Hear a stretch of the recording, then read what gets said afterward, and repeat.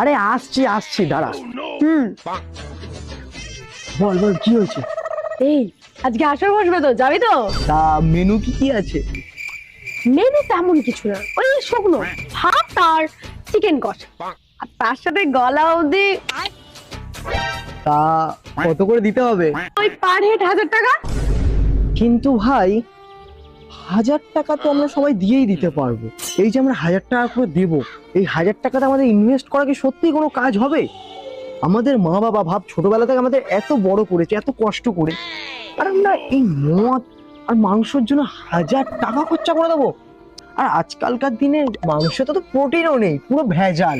ঠিক আছে ঠিক আছে, তোকে এত সিম্পাতি দেখাতে হবে না।